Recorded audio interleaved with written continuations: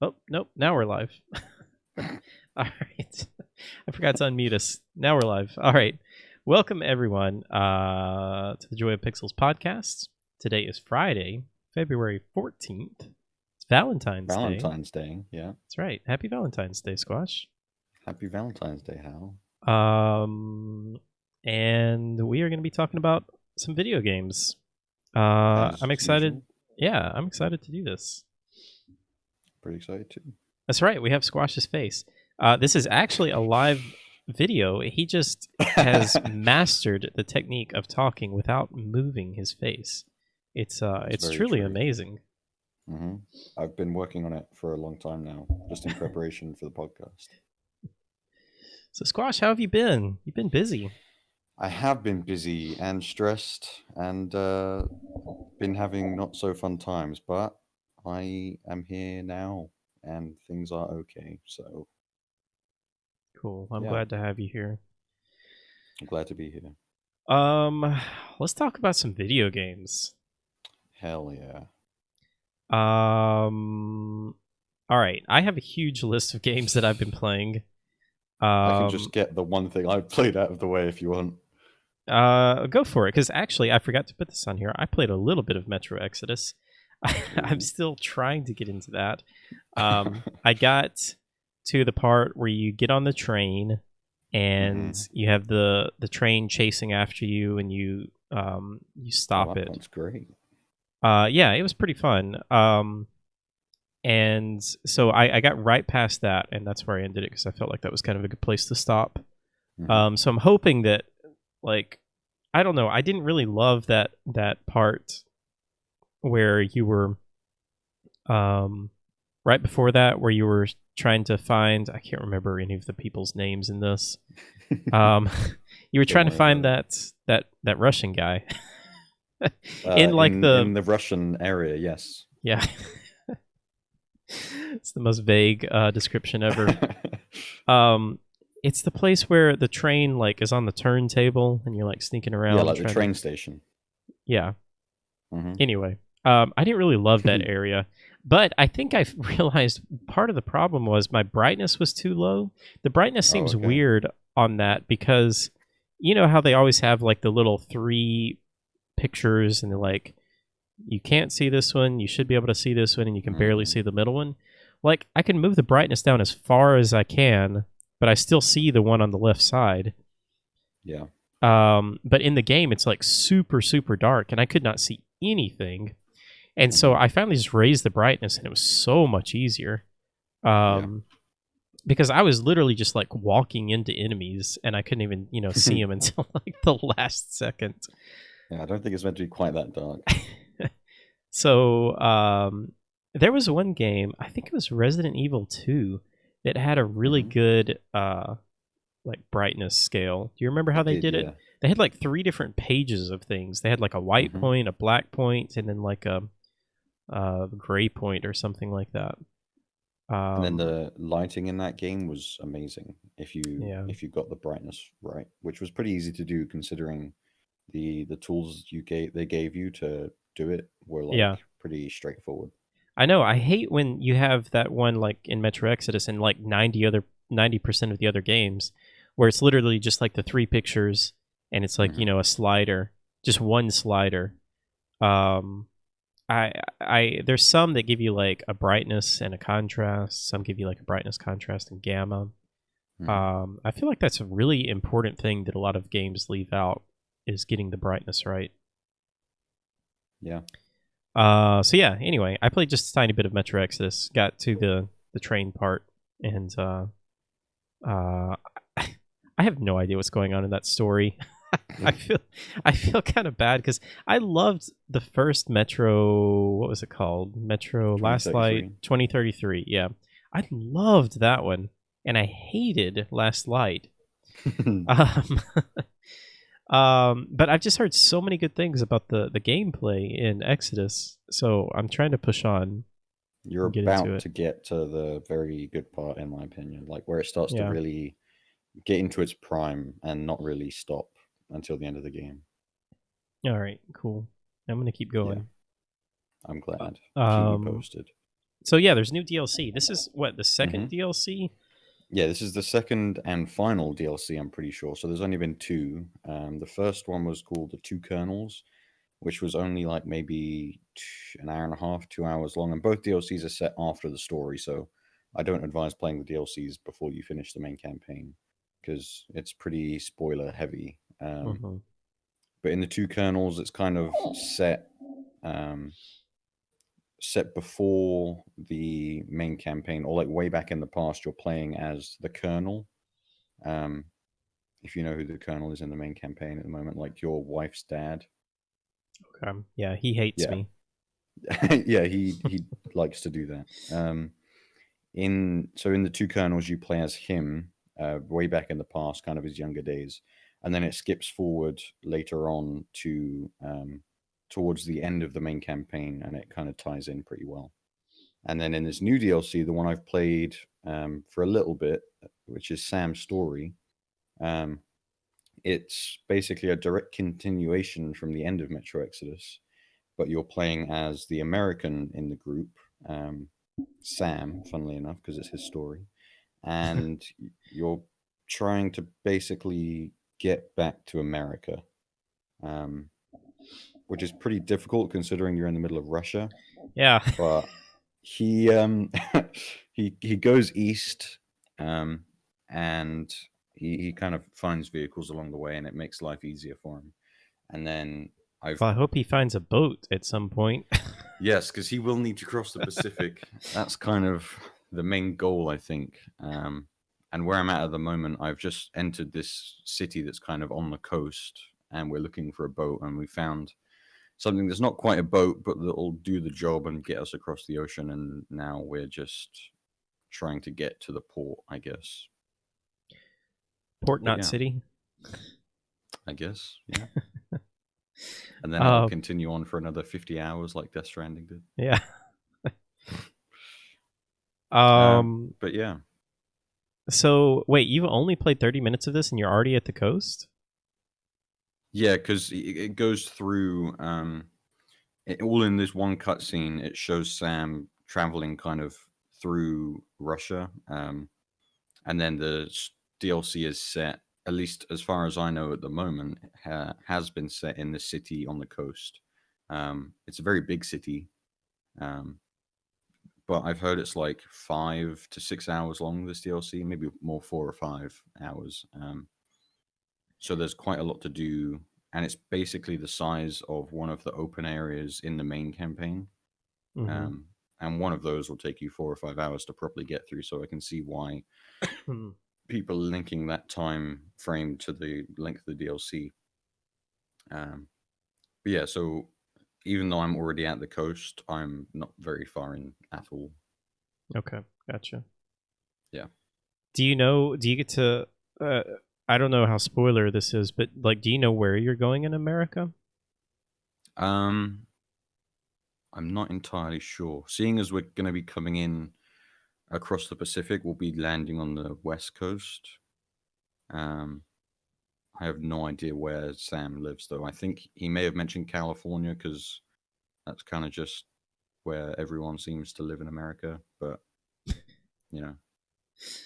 There are other states, you know. Yeah, there are like 49 other states, yeah. Are you just talking about in like the post-apocalyptic Metro universe, everyone lives in California? I honestly have no idea.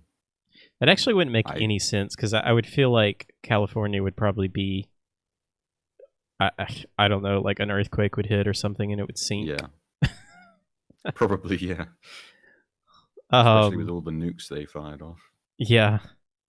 Interesting. Yeah, I always just assumed, although in the very beginning of that game, I was very confused because I don't think I fully like paid attention in Last Light, and I never even finished Last Light, so that's definitely a problem. But yeah. I just like always assumed that like basically, you know, your small little clan was like the only one that was still alive. But it seems like there's a lot of people still alive all throughout the world.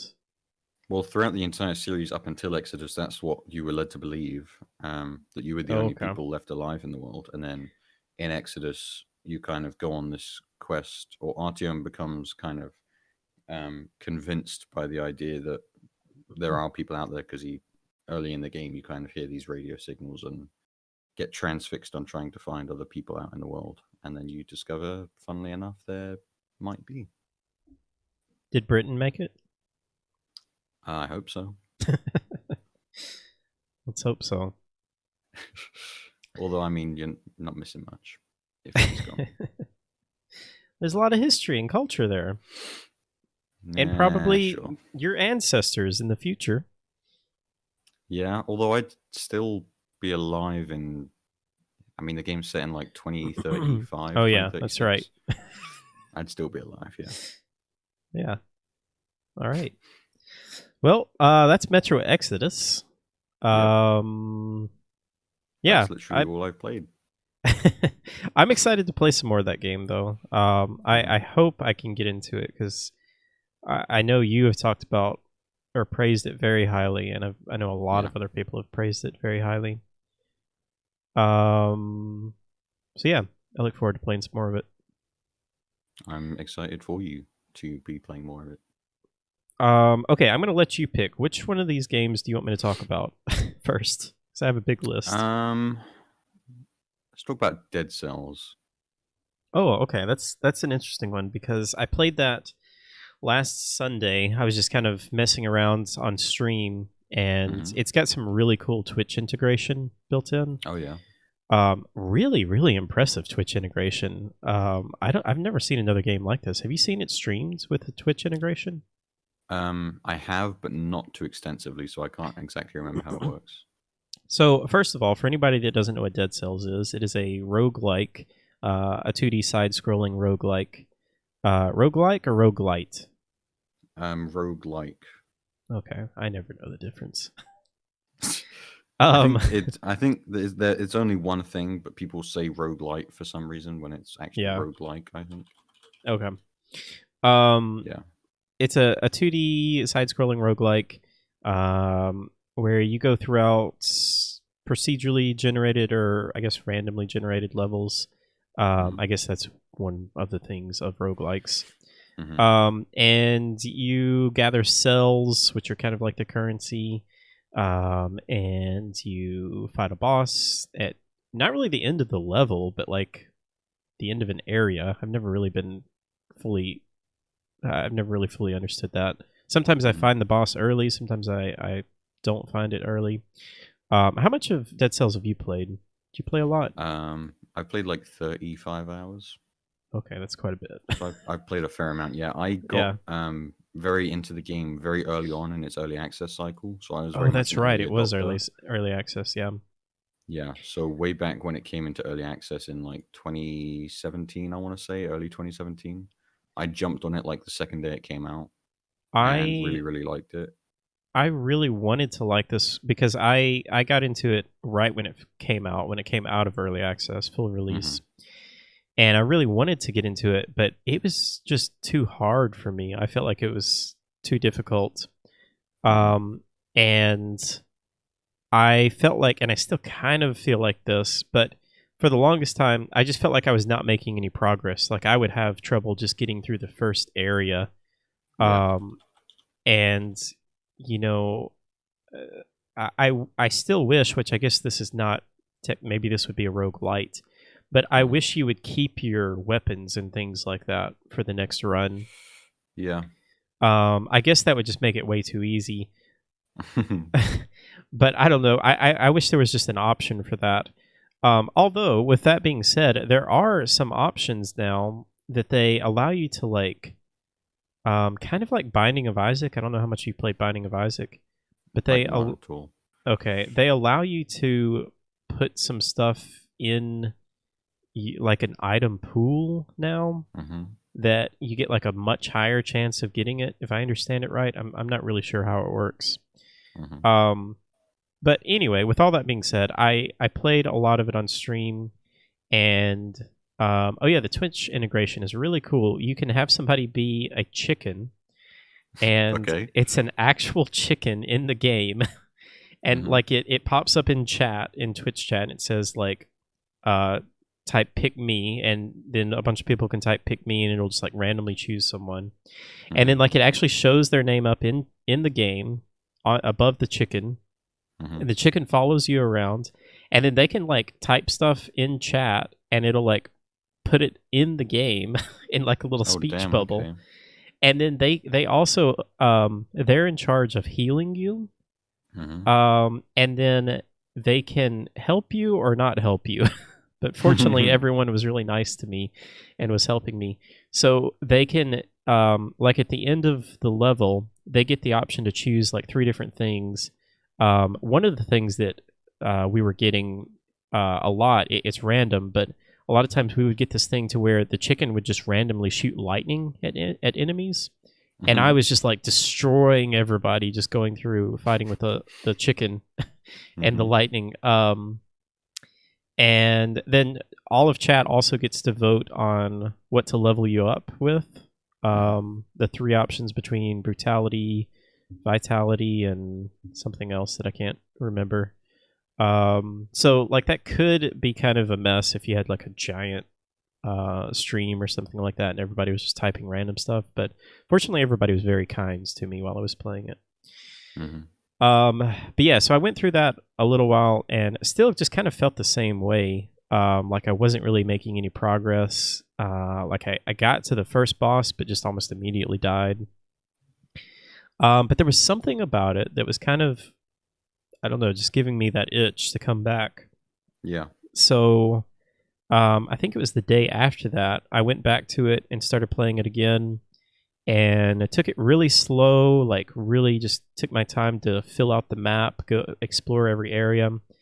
And long story short, like I played, I don't know, 3 or 4 hours, ended up beating the first boss, started getting a lot of cells, and I've got like 3 healing potions now. So that helps a lot, just getting those healing potions. And yeah, I'm really enjoying it. And they also just came out with new DLC. Yeah, I saw that. Yeah, so I think I may buy that. It's only $5. It's a paid DLC? Yeah. Interesting. Didn't know that. Yeah. I don't really know how much it adds. It seems like it may just add kind of like a new branching level within the levels. But yeah, I'm enjoying that game quite a bit. 3 what? New levels? 3 new areas to explore. Areas? 3, yeah. Okay. That's pretty cool. Yeah, I think my favorite roguelike in quite a while though has been Void Bastards. Have you played any of that? Oh, I have played Void Bastards, yeah. That, to me, that is the best balanced game that... You know, I feel like I'm constantly making progress. And even when I die and go back to the beginning, I feel like I'm able to get through it pretty quickly. Even though I haven't finished that, I don't know if I will finish it, but I really, really enjoyed playing that a lot last year. Yeah, Void Bastards was really good. I enjoyed that quite a bit, but it was a game I sat down, played it for like 3 hours, and then played it for like an hour the next day, and then just stopped playing it.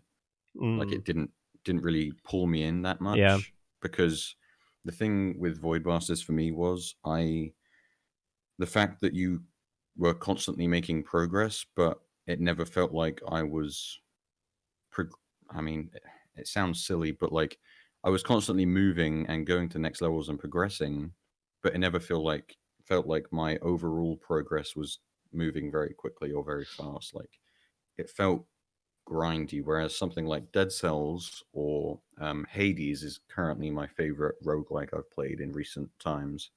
I feel like on every run I'm making improvements, I'm getting further, and then when I die and come back to kind of the main hub, I can get upgrades that will then help me on the next run and then help me get further, etc., etc.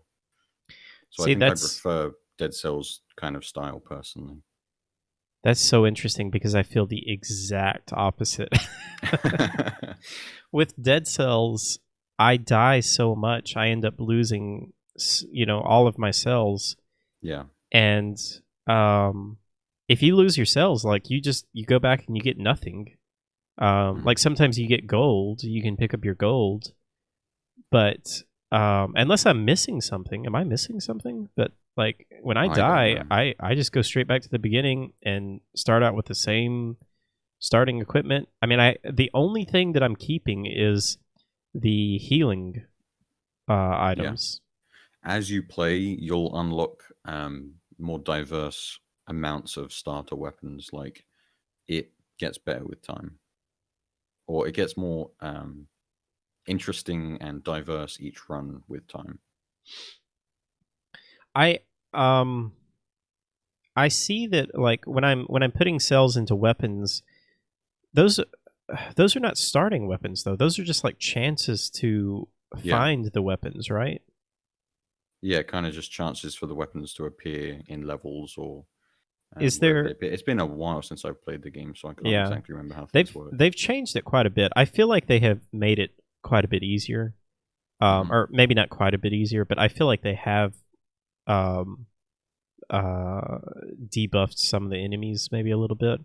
Because I mean, when I first started, like I literally couldn't even get through like the first area without dying. Oh man. Yeah. But I mean, I don't know. I feel like they just really make it hard because I mean, you literally start without any healing, and you have to, make it pretty far, before you can unlock that first healing item. Yeah, it's rough. I personally didn't struggle as much as it sounds like you did. I kind of was consistently making it to the first boss. Although I think I struggled quite a bit in the second area pretty consistently. But whenever I made it to the first boss, I learnt his attack patterns within minutes and was beating him like every time, if not every other time. Yeah, the first boss is pretty easy now, I feel like. The second boss I've beaten one time and I haven't ever seen the third boss, I don't think. I've never beaten the game or like beaten a run in the game. I think I've only ever gotten to the second boss maybe, but I thought there was only 2 bosses anyway. I'm not sure though. They probably added way more since I last played. I thought there was kind of the first boss on like the dock type area. And then you go to the boss that's kind of... Have you gotten to the second boss? Yeah. Or seen it? Yeah, it's kind of like the eye with the chains, right? Or am I thinking of a different boss? I can't remember now. I'm 90% sure I've gotten to the second boss. Dead Cells second boss. Let's see. There's the concierge. Then there's the kind of big eye thing with the chains.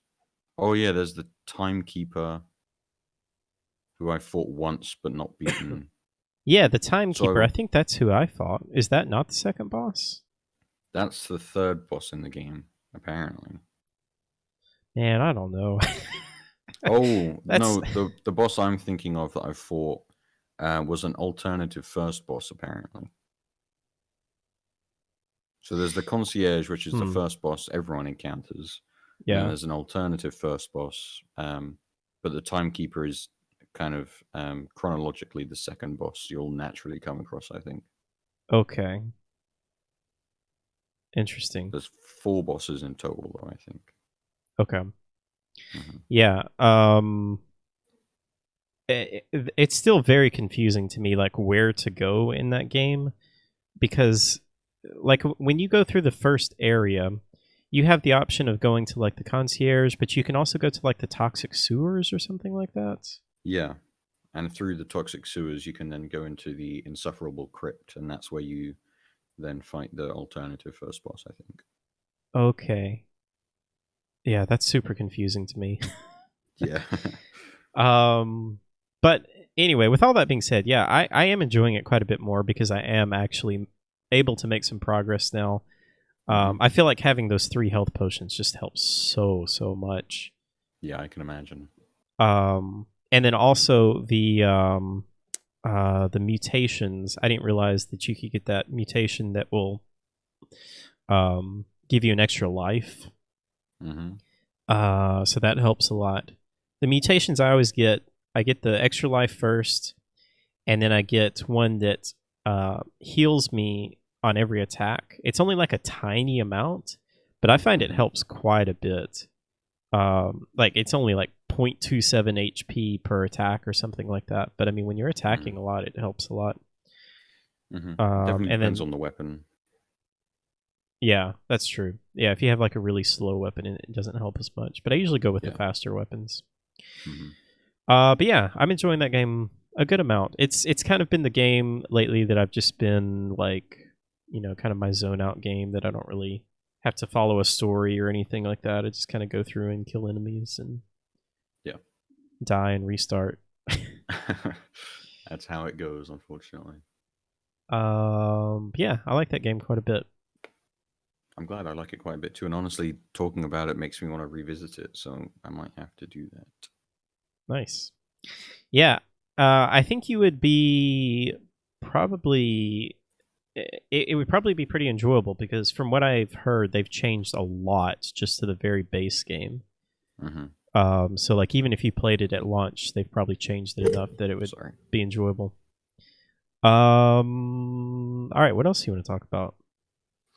Pick a game. I've been playing The Evil Within 1. Yeah, so I played through Resident Evil 0 a couple of weeks ago, and really, really liked that game, except for the bosses. I hated the bosses in that game. But I've never really liked the bosses in any of the Resident Evil games. Like even the newer ones, like Resident Evil 7, Resident Evil 2. I've just never thought the bosses were really well done in those. But I played through Resident Evil 1 last year, right before RE2 came out, and that was such a surprising game to me, in that I enjoyed it as much as I did. So I'd always wanted to play Resident Evil 0. Speaking of Resident Evil, there's Decellis. What's up, Decellis? Decellis has been like my guide through the Resident Evil games. And yeah, I was just really getting the itch to play Evil Within, just, those types of games. And so I booted up Evil Within 1, started that, and am in chapter 7 or 8. So pretty good ways into it, probably, like 10 hours or so. But man, I really, really like that game. Have you played all the way through Evil Within 1? I got the game when it first came out and made it to the house that Ruvik is in. And I couldn't get past that part because I was terrified of whenever Ruvik would start chasing you. Yeah. Bearing in mind, I was like 11 or 12 when that game came out, I think. And that's when I was playing it. But I went back in recent years, I think before the Evil Within 2 came out, and I fully played through and beat it and enjoyed it quite a bit. Oh, you did beat it. Okay. I did beat it eventually, yeah. Nice. Yeah, I think that game has some flaws, but overall it is really, really good. Decellis, do you think Evil Within 1 is better than 2? Because I love Evil Within 1, but 2 is like 10 out of 10. Unbelievably good. I don't know about 10 out of 10. But... 10 out of 10, Squash. Really? What is bad about that game? The performance. Oh, really? I didn't have any performance issues. Well, I mean, my PC is meant to run it well, but for some reason, like I look at videos online with people with the same rig as mine, and it's running great for them. I start it up myself, and it just doesn't feel right. Oh, that's too bad. It feels like there's kind of a delay in the mouse movement, which doesn't feel as snappy. So maybe that's it. Maybe I just don't notice it because I don't tend to notice like input latency and that kind of stuff nearly as much as most people do. Reality sounds like Squash has a problem, not Evil Within 2. Yeah. No, I mean, I do remember hearing some people talk about performance when that game first came out, but I didn't notice any problems with that game, for me personally. Yeah, I ended up having to plug in a controller and play because mouse and keyboard didn't feel good at all. Oh man, was that the only problem with it you had though? Yeah, I mean, otherwise I absolutely loved it. I loved the story, the pacing, the kind of the gameplay in general. I really enjoyed it. I just love the story, how it is basically like the Matrix. Yeah, basically, but like horror. Yeah, I mean, Evil Within 1 is a very confusing story to me, and I still don't fully understand it. But Evil Within 2 is much more straightforward, and I just love how you're like literally entering the Matrix to save your daughter. And I just love all the little things that they do, like how the loading screens are like you're stuck inside the loading screen while it's loading. And just how meta that game is. It's really, really good. But anyway, we're talking about Evil Within 1. Yeah. Evil Within 1, after playing Resident Evil 4 also, I think it's interesting to go back to Evil Within 1 because I think it shares so many similarities. Did you ever play Resident Evil 4? Kind of for like maybe a couple hours. Yeah, that's all I you couldn't should get play. over the controls. It's so bad. It's pretty bad. Hi Marisol.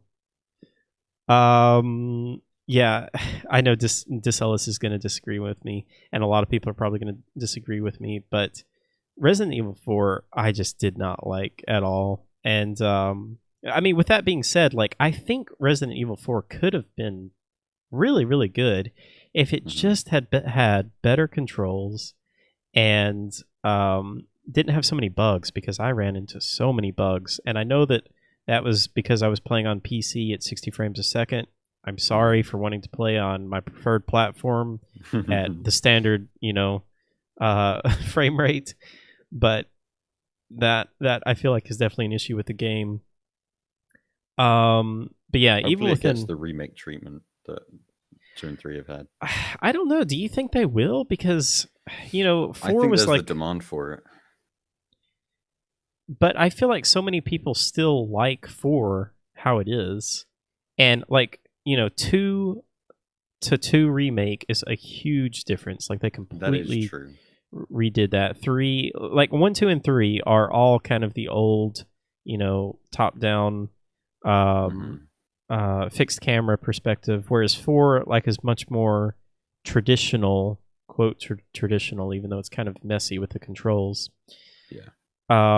I mean, don't get me wrong, I would love for them to remake it, but at the same time, I feel like I would kind of rather have Resident Evil 8 over Resident Evil 4 remake. I definitely think after the RE3 remake, I want a new mainline game like RE8, like you mentioned. Yeah. And honestly, I mean, I know they brought out RE1, kind of the quote unquote remake, but I wish, part of me kind of wishes that they would give the RE1 the same kind of treatment they gave to RE2. Yeah, I would like to see an RE1. Here's what I would want. This is never going to happen, but I would like to see Resident Evil 1 have a remake like 2 and 3. But then I would also like to see 2 and 3 have a remake like Resident Evil 1. Oh, okay. Because I really, really like and appreciate how Resident Evil 1 is. And the HD remake, I feel like holds up incredibly well. And as janky as it is, I really like the controls and the fixed cameras. Maybe I've never played more than maybe half an hour to an hour of RE1. Yeah, see, so Squash, that's exactly how I was. And I was like, RE2 is coming out. I want to play through this. I want to experience it. And so I just set my mind to do it. And like you have to kind of just get your mind in that headspace of like, these controls are weird. The way I kind of thought about it was like, I'm kind of watching a movie. Because that's kind of what it feels like. You get like these more cinematic camera angles. And it's a little bit more like a voyeuristic feel. And in so many ways, it makes that so much more tense to have those camera angles than just to have, a third-person camera where you can literally like look around a corner without actually aggroing something. So yeah, I would say if you could maybe push on through like a couple of hours. I feel like for me, about an hour or two into that, I was really getting hooked when I started like collecting stuff to start figuring out how to, unlock puzzles and unlock areas in the house. I think I agree with what Decellis is saying. 4 would be better with a touch-up rather than a full remake. Yeah, literally all they have to do to me is just fix those controls. If they just had it to where I can, use my mouse fully to move around and not have to use like A and D to turn. Yeah. It's so weird. And I know it feels better on a controller, but I can't aim with a controller. That is fair. So yeah, Evil Within 1. Evil Within 1 is really good. I do feel like it's a bit janky in some areas, but it has just so many good moments. It has a really good callback to Silent Hill 2. Even though I've never played Silent Hill 2, I plan on it reality. But it has a really cool callback to Silent Hill 2 with the pyramid head. Yeah. Instead of the pyramid head, it's the safe head. Yeah. Yeah. It's a really cool boss, though. That actually may be like one of my favorite bosses in these types of games. Yeah, the ones who kind of just can't die.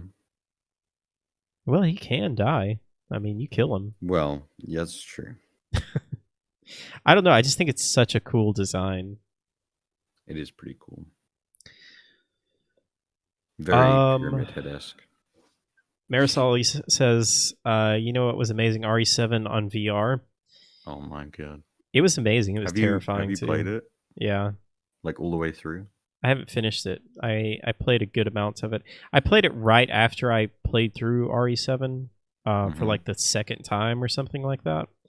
So it wasn't quite as immersive because like I'd literally just played through Resident Evil 7. Yeah. So I kind of knew everything that was going to happen, but yeah, I look forward to playing through it again at some point in VR. Yeah, I mean, in VR, RE7, I couldn't get past... I turned it off at the point where one of the first interactions with Mia, I think, like, I never made it to the part where you're actually exploring the house and Jack is around and about. Oh, yeah. So very early on. Yeah, it's pretty intense.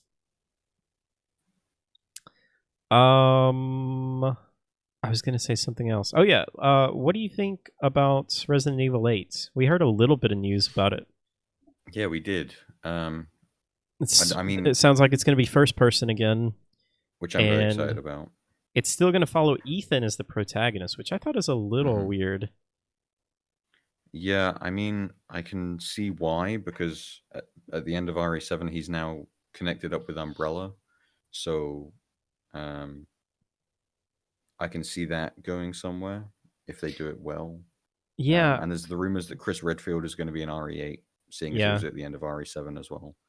But I guess we'll see. The setting that was rumored to the game to be like set around sounds incredibly interesting, though.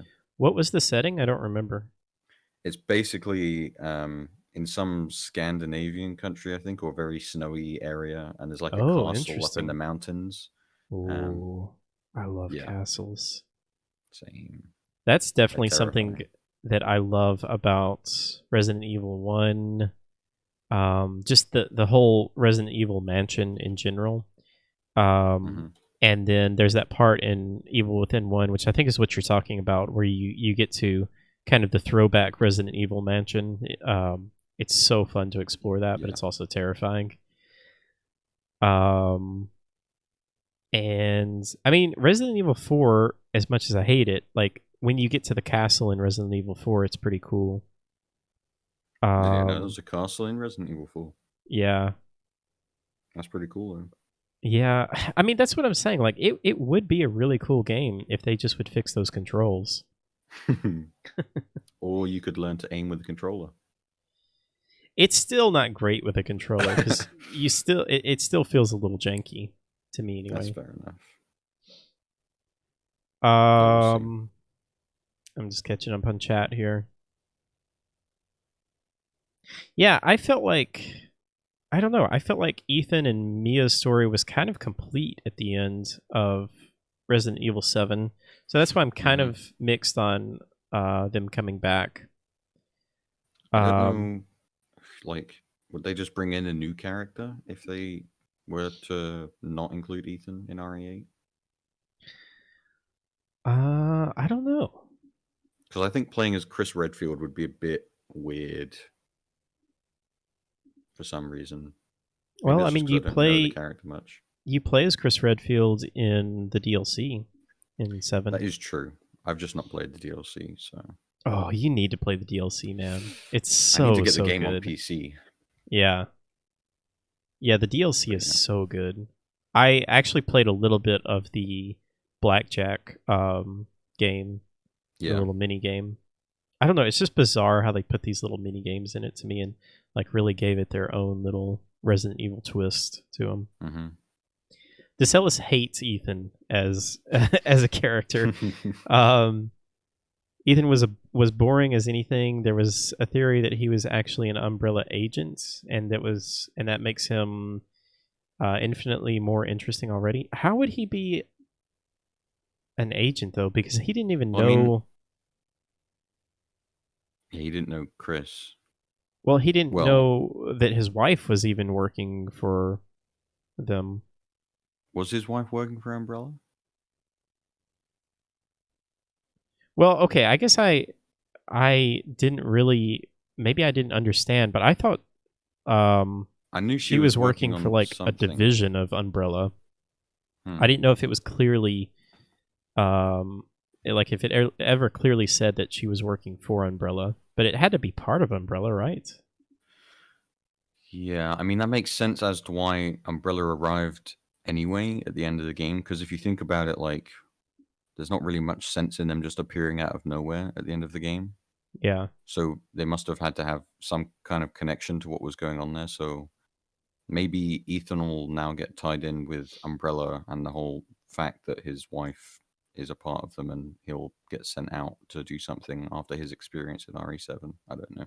I just assumed that Mia was like recruited into an agency that was maybe not like directly Umbrella, but like a part of Umbrella, and that they were working on a new bioweapon, which was what's her name, Evie. Yeah. And Mia and that other guy were like in charge of kind of taking care of her, and then all the stuff started happening with her, and then that's when Chris Redfield comes in at the end, and like the whole team comes in to kind of contain the situation. No, that makes sense. When do you think we could see RE8? I feel like it could be pretty soon, like maybe early next year. I think so too. I think they're kind of going on the yearly release schedule at the moment for RE, which is pretty nice, to be honest. Oh, that's interesting. DeSellis is saying there's a theory that Ethan was actually an Umbrella agent spying on Mia, who was working for a rival company. Interesting. Yeah, that is interesting to think about. So I guess it's not clear whether Mia was working with Umbrella or not. Maybe. I don't know. Sure. The Resident Evil lore, that's another thing about Resident Evil, is the lore is actually super interesting. I mean, a lot of it is like really cheesy and over the top. Yeah. But it is really interesting. And playing through Resident Evil 0 actually gives you some really interesting insights into Umbrella. And like this stuff started a long time ago, like back in the 70s or something, I think it was, where they started experimenting on this stuff. But yeah, going back to RE8 release date, I feel like it could be, possibly early next year. Capcom seems to like those January release dates. So, we get Resident Evil 3 remake in April, and then maybe they drop RE8 in January or early next year sometime. Ooh. A January release would be pretty cool, and it could kind of be because there's talks of as soon as the PS5 comes out, a new PSVR will follow, and I think RE8 could release kind of around the time of the new PSVR, and they could tie that in somehow. So maybe if it's as soon as people are saying it's going to be in terms of the new VR release, hopefully it will be sooner in 2021 than later. That would be really, really cool. Mm-hmm. Koala, that's a really interesting question. I just copied that. We'll answer that at the end. Or talk about it at least. Okay, let's see. What else do we have on the list here? Let's see. Well, I played just a tiny bit of the new Call of Duty season. The new season 2 dropped for that. They've got 2 new maps. One is an old Call of Duty Modern Warfare 2 map, I think. It's Rust. Yeah. I love that map. It's a really, really fun map. Mm-hmm. So that's just been kind of like on rotation that you can play through that. Cool. And then they've got a couple of new game modes in there. They've got a 3 versus 3 gunfight mode. Mm-hmm. They've got some new gun game type rules. I haven't really looked into it. And then there's also a huge leak that it sounds like there's going to be a battle royale. Oh, okay. I actually did see that leak, to be honest. Yeah. But yeah, that game just continues to be really, really good. Really, really I think a BR could enjoying be really, really cool. Yeah. I think it could be. I don't know. I am just not really that big of a Battle Royale fan. Like I played a bit of Black Ops 4, the Battle Royale in Black Ops 4, and it was fun, but there's just something about those more close quarters, fast-paced action that I like. But the thing is, I just love how there's so much diversity in the new Call of Duty.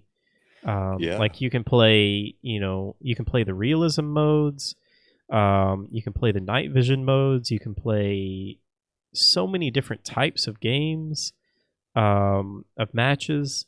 They have all of the co-op stuff, the spec op stuff that is still getting content added to it. They're just constantly adding stuff to it. So that's a really, really good value, I feel like. Mm-hmm. Did you see that it was big news that a new COD is coming out this year? People found that to be... How is that big exciting. News? Exactly. That's what I'm thinking. It literally comes out every year. I don't know which company is developing it this year. I'm expecting a new Black Ops, maybe? Or yeah, a new I think Ghosts game. The rumor has been Black Ops 5. Mm-hmm. But I have also heard that rumor about like a new Ghosts game.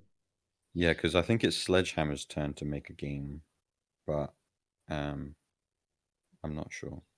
Sledgehammer are the ones that made... I always get these confused. They made Advanced Warfare. Oh, they made Advanced Warfare. Okay. Yeah. Who are the ones that made the original Black Ops? Treyarch. So there's Treyarch, Infinity Ward, and Sledgehammer. Mm-hmm. Okay. It's confusing. Yeah, it is.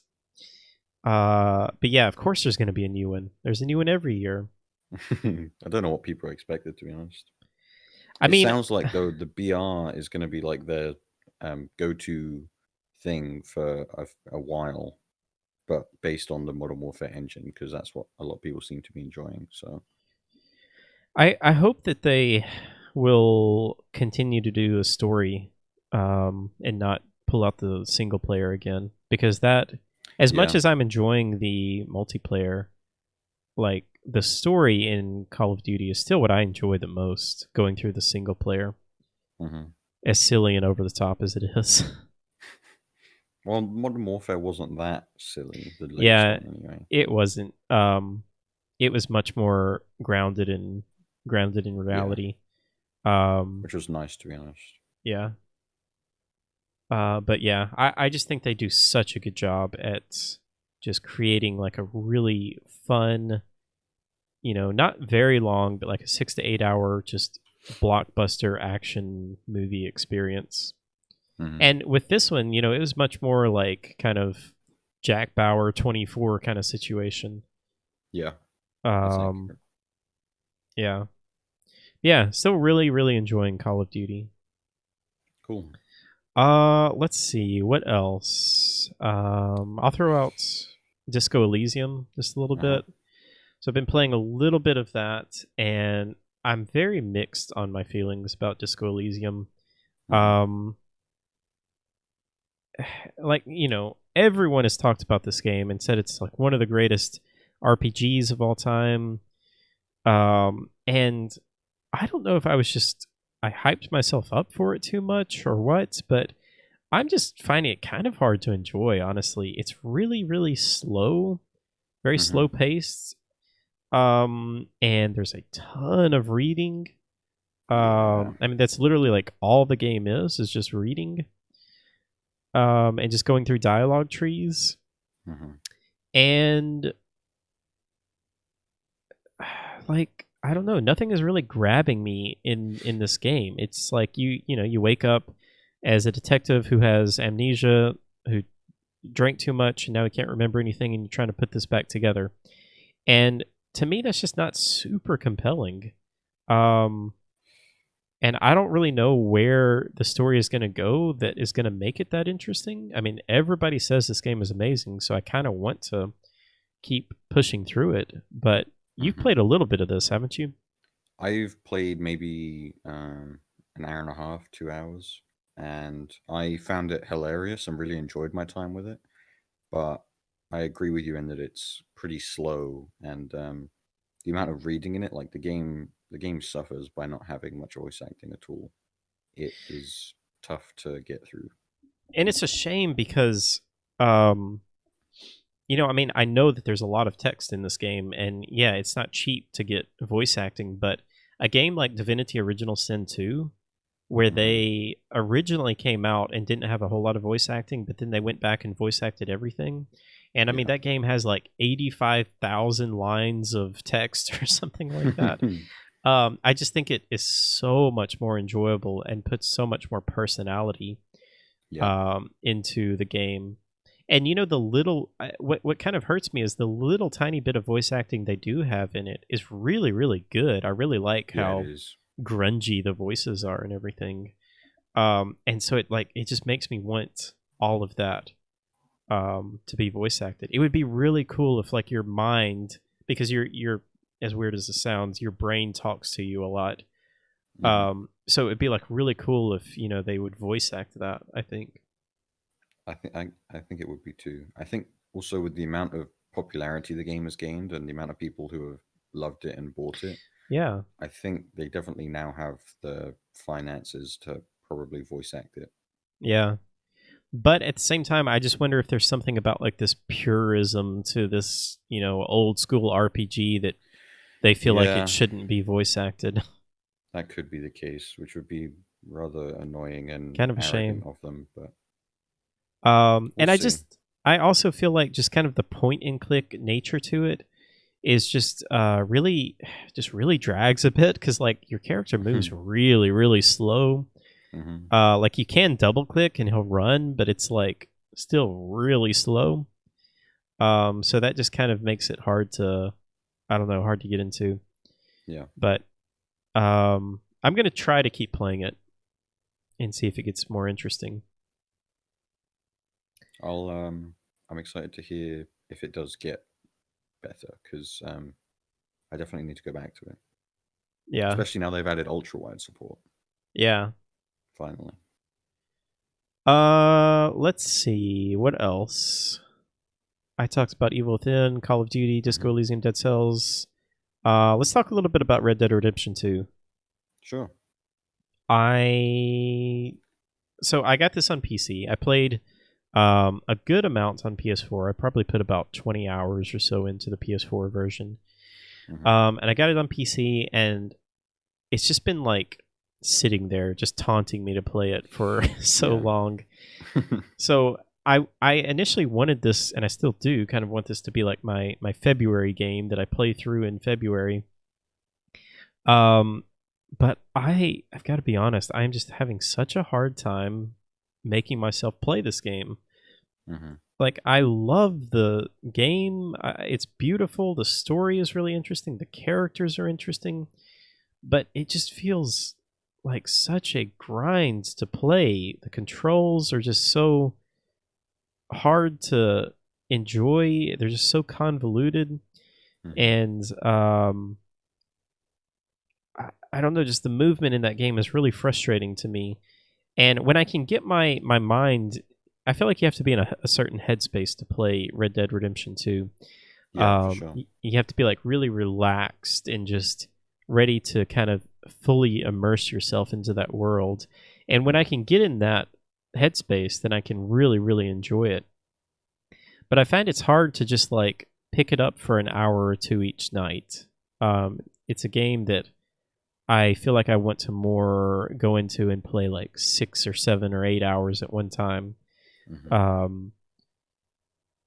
But I don't know. I really, really am frustrated with the controls in that game. And I hate PC games that make you hold down a button to do an action. Sometimes I understand it. Like if there's a big, if there's a something big that's happening, or like if it's a really big thing that you want to make sure that you're confirming, I'm fine with like holding down E to, make sure that you're doing that. But every single thing in that game, like you're looting stuff a lot, and it's like hold R to loot this thing, and then he has to go through the animation of looting this guy, and it's like it's amazing. It's super impressive, but like I just want to be able to hit a button and just say loot, and then just pick up the stuff. Yeah. I think that comes into being in the right mindset to play the game, though. Like if you're in the kind of mood where you have an hour or two to play, you're not going to make much progress at all, really. Like you really need to sit down for 6, 7, 8 hours to feel like you made much progress at all. Because playing an hour of that game, you'll maybe do one main story mission, and the rest of the time you'll be sidetracked or riding around on your horse. That's the other thing. It is just so easy to get sidetracked in that game. Yeah, I'm going to have to just like force myself to just get used to the controls, just accept the way that they are, and just play the darn game, because I love the game. I mean, I love westerns, and I love the setting, and I love the characters. I love all the characters. They're super interesting. I think Arthur is a really great character. Mm-hmm. And I really, really want to just, explore every inch of that world. But they just make it so hard to explore. Yeah. It's rough sometimes.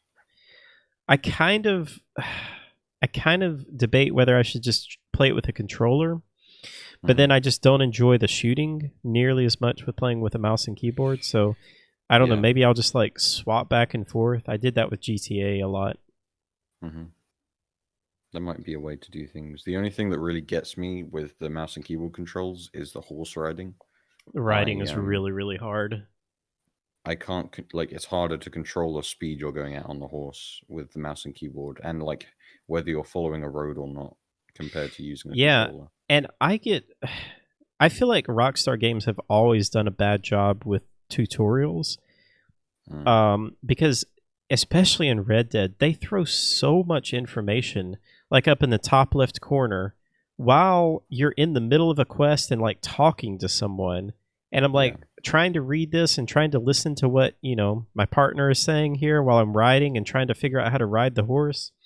And they're talking about how like you can hit shift and hold it, or like hit shift twice or something like that and follow along with the person. But I haven't understood that at all. Like, are you supposed to hold shift, or do you double tap shift and then let go? Or do you double tap shift and hold shift? It's so confusing.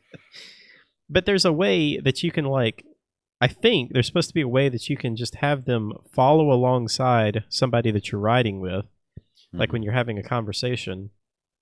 But that's my problem with just the controls in the game. Like, there's just so many confusing things, and they have so many different buttons for so many different things, and so many different menus and wheel menus and that kind of stuff. It just is confusing. Brian says you think it was just shift. I know it has something to do with shift, but I think there's something like you have to double tap shift and then hold it, and then he'll follow along with someone else. I could never really figure it out. It seemed like it was working for a little bit, but then like I would start veering off and going a little bit faster than the other character. I just wish you could like just press caps lock and the game will just follow the road you're on, unless you slightly press D or A to go left or right. So they have that cinematic mode, which works pretty good. Yeah, that does work well. It also, but then it also like doesn't work good sometimes because I've run off a cliff doing that one time. But I mean, it's kind of funny when that happens. It is kind of funny, yeah. But yeah, I don't know. I feel like the controls are way too convoluted. They could just make them a lot easier. And the number of options that game has is overwhelming. I think I've spent more time in the menus for that game than I have playing it, like trying to figure out graphics settings and stuff. Yeah, it's insane. There's like 30 different graphics options. I finally just looked up like a tweak guide for the NVIDIA tweak guide, and it said like which options hurt performance the most, and I found a pretty happy setting. That's good. But yeah, I'm gonna try to keep carrying on with that game, but they just make it hard. Yeah, it's definitely not easy, but it's worth it in the end, in my opinion, because the story is just phenomenal. Yeah. That's definitely what I've heard, and that's definitely my main driving force to play this game. Yeah. And take lots of screenshots, because that game is beautiful. It really is. Squash, I played a game called Outer Wilds. You ever played it? You ever heard it? Played it? Never even heard of it, no. No, yeah, I know of the Outer Wilds. Did you said that you've seen the ending to this game, right? I booted the game up, played 5 minutes, and then quit and uninstalled it. And then I just happened upon a stream who was in like the last 20 minutes of the game or 30 minutes of the game, and I just watched it because it seemed interesting. And then he said at the end of the game, it was like, if you've been here for the past 30 minutes, you probably just ruined this game for yourself. So I was like, oh, I guess I ruined it then. So I've never tried to get into it, really. Yeah, that's a shame, because this game is quite possibly the most creative, imaginative, unique game I've ever experienced. That's high praise. I mean, it sounds cliche, I know, but like this game, I think I'm going to be thinking about this game for a very, very, very, very long time. So the basic gist of the game is you play as an alien race in a solar system who is kind of a new explorers slash astronauts, and you are taking your first trip into space, and you end up in a time loop. Okay. And you can there are no objectives in this game. There are no there's no inventory, there's no no items. This game is just purely exploring and figuring out the story and piecing things together. There's some light puzzles. Everything is pretty well done. Everything is pretty well intuitive. There were some areas that I got really confused on. And if I wasn't streaming, like I just would have looked them up, but people kind of helped me, and at the same time they kind of didn't help me. But yeah, that's kind of part of this game, is like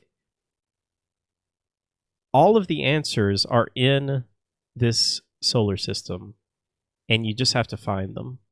Yeah. And I just can't even begin to describe like how this game made me feel. It's like it's sad, it's heartbreaking, it's emotional, it's funny. Sounds like a hell of a roller coaster. It really is. And like once you know, I don't know how much. I'd like to talk to you maybe off stream, like what you know about the end of the game, because once you know like how it actually ends and what is really going on, it's just mind-boggling. And like that's all just story-wise and like from a game, story point of view, but also just like from a design point of view, this is just got to be the most complex, just hard to design game I've ever seen. And there's a really great no-clip documentary on it. If you haven't watched it, or if anybody else hasn't watched it, we watched it yesterday on stream after I finished it. It's really, really interesting that talks about how they designed this game. Because the entire game is one open world, and all of the physics in the game are real life simulated. Oh, okay. So they're not faking anything. Like, this is a real solar system with a sun that planets are actually in orbit around it. There are moons orbiting these planets. There's like this one planet that's a binary planet that is rotating around itself, and one planet starts out with sand on it, and then like it's falling through the time loop. It's falling onto the other planet as it's orbiting, and like the actual terrain is changing as the 22 minutes goes on, and like that allows you to explore different areas at different times. Like I can't even imagine how hard it must have been to design this game. There's a planet that has a black hole in the center of it, and the black hole is literally ripping the planet apart like throughout the 22 minutes. It's just bizarre. This sounds amazing, but very confusing. It is, yeah, and that's part of this game. Like you're going to be extremely confused in the beginning, but at the same time, like you find out stuff, and everything is really well documented in a ship log that you have. So after every loop, you can just go back to your ship log, and you have like kind of a web of findings in your ship log, and it all kind of starts to connect to each other. And then you'll have like these question marks come up that will give you, a little bit of information, and it'll be like, hey, there's more to explore here. So you go back, you read more information, you find out more. It's just fascinating, and I'm just totally fascinated with this game, and I've just never played anything else like it. And I don't know if I ever will play anything else like this game again. I mean, it's amazing. It really is. There's not much more I can say about it. Hearing you, my main worry with this game is is in terms of guidance throughout the game, because Subnautica, as much as I appreciate how good of a game it is, I could never play it for too long, because going around finding these bits of information about the world and having to piece together everything completely clueless to what's actually happening, I just couldn't wrap my head around it. Yeah. And it was just confusing to me. Whereas from what it sounds like anyway, with Outer Wilds, there's at least some guidance in how it tells you where you need to go to kind of find the next bit of information. And in terms of the web you were mentioning, at least from what I got from it, is that the bits of information you find kind of link up automatically in this web, and then it's easier for you to understand how things connect. But I'm not sure exactly how that all works because I've not seen it. Yeah. Yeah, that's Subnautica is a good game to bring up because to me this game in some ways reminds me of Subnautica. Mm-hmm. More so in like the just kind of the pure exploration factor and like kind of the way that the story is being pieced together. Mm-hmm. And Subnautica, let's talk about Subnautica for just a minute because I Okay. love Subnautica, but I think Subnautica has a pretty big flaw in that there is a point in Subnautica, and I don't know if you got to this point, to where like when you start out, you start getting radio messages. Yeah. I'm assuming you get to that point where you start getting the radio sure. messages, and you'll get like LifePod 3 has landed here, and then you'll get kind of like a beacon to go and discover that, and you'll get a little bit more story that way. That's kind of how Outer Worlds is. Okay. But there's a point in Subnautica, and again, I don't know if you got to this point, to where like those kind of just stop. You stop getting radio messages. Mm-hmm. And that's where the game kind of loses track a little bit to me in Subnautica. Because you are given text which tells you where to go, but it's... Our modest fellowship expands. Praise the sub. Brian, thank you so much for getting that sub to Squash. I appreciate that. Thank you, Brian, very much. Yeah, so Subnautica stops giving you those radio messages and stops giving you beacons, and it kind of just gives you like an area to explore. But to me, it's very confusing on how to get there, and it's also very hard to get to these areas. Okay. And that's where I feel like a map, or maybe not even a map, but like an ability to make a map. And you kind of can within Subnautica. Like you can make beacons. I just feel like it's too much work. But you can make beacons, and like you can drop them in these areas, and like you can rename them. Like this area so and so is here, beacon. And then it does make it a lot easier to go back and forth then. But I still feel like it's just a little too much work to do that. And if they had just given you a map, or like given you a more direction towards the end of that game, I feel like it would have been better. I think so too. And Outer Wilds, in some ways, has that problem. But like I said, they give you the ship log, which really, really lays everything out very well.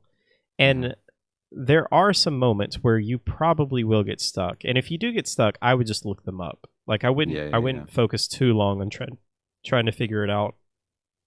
But at the same time, like it is extremely rewarding to figure out where to go and like what to do in Outer Wilds.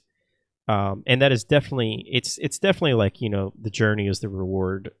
But I would also say like the ending is just unbelievably thought-provoking and mind-boggling. But yeah, it's really, really good. Play this game now.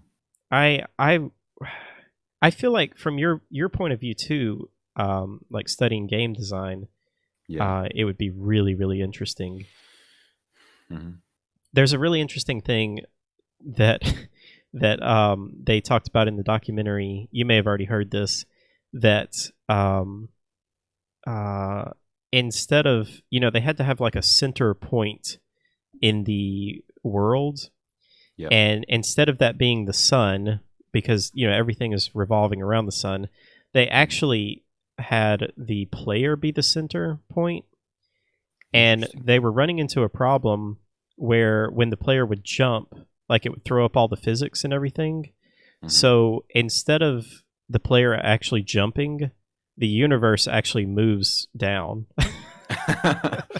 That's pretty cool. And so the player is always the central point of the of the environments, which is really weird to think about. That is really weird to think about. Yeah. But also a really cool workaround. This game is just amazing, Squash. Like, they awesome. programmed an actual black hole into this game. Mm-hmm. And I don't even know how you do that.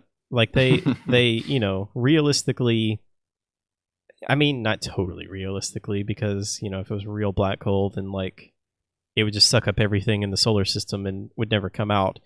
Yeah. But there's a very strange black hole in this game that is in the center of a planet that is a planet that you need to discover, but is at the same time being sucked into this black hole. It's insane. Honestly, you make a fair point about the game probably being beneficial to me, especially as I'm studying games design, because I could probably get a lot from it in terms of both inspiration and kind of just thoughts about thoughts about the possibilities of how far you can go with games design. Because from the sounds of it, from what you've been saying and from what I've heard other people say, like, this game is sounding like one of the most imaginative and innovative games in a long, long while.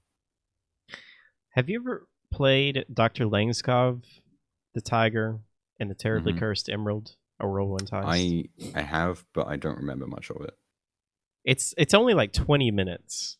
Yeah, and it's free on Steam.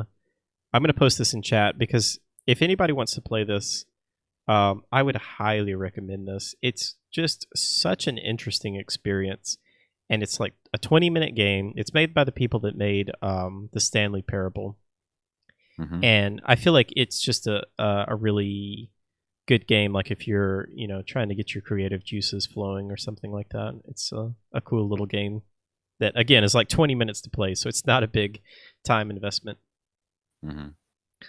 The Beginner's Guide is another good one. Did you play the Beginner's Guide?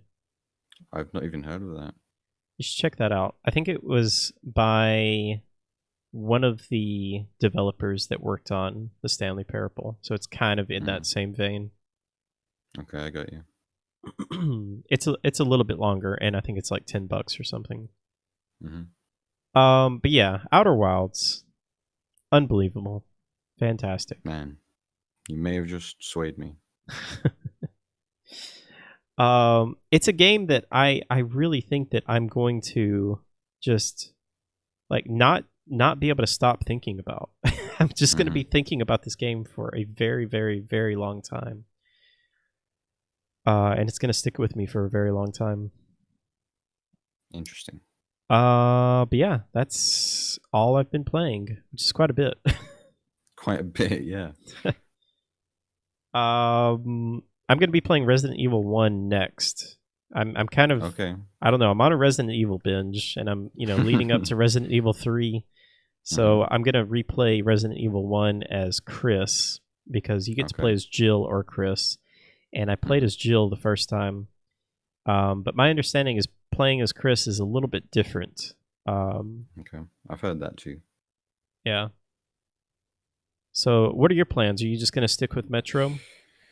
Yeah, I'm going to play the Metro DLC. I'm probably going to look into the Outer Wilds after what you've been saying. And I also kind of want to revisit Dead Cells 2, to be honest.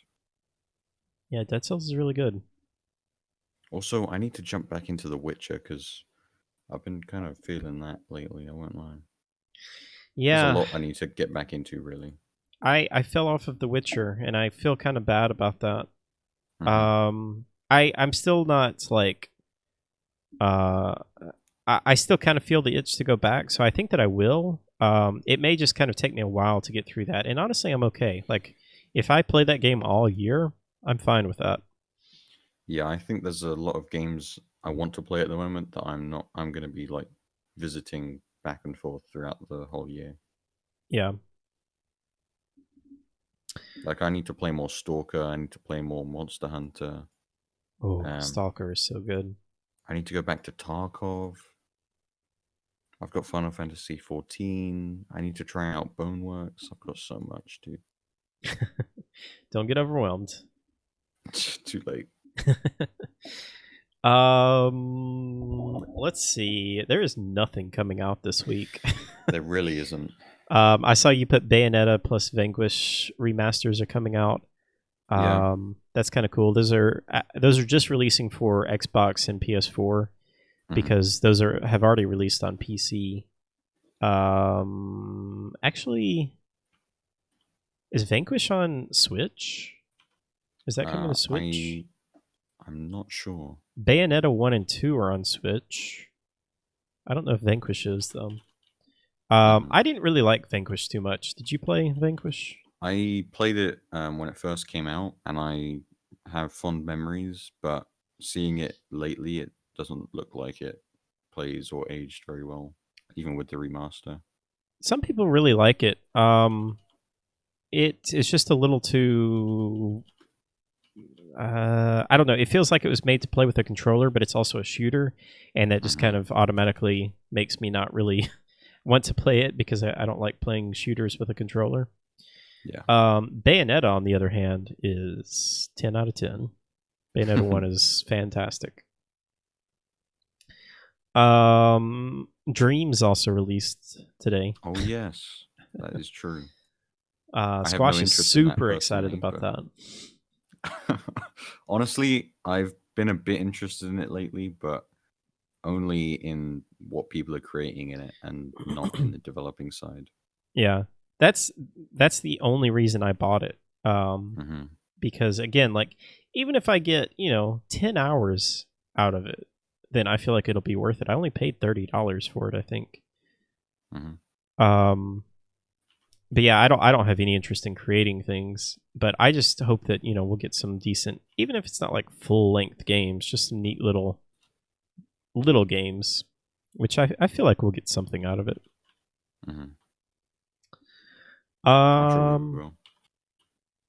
You want to move on to what we've been watching? Sure, yeah. I've only been watching Star Trek. How many episodes are out now of Picard? The 4th episode came out last night. I actually didn't get a chance to watch it yet, so I'm going to watch it tonight.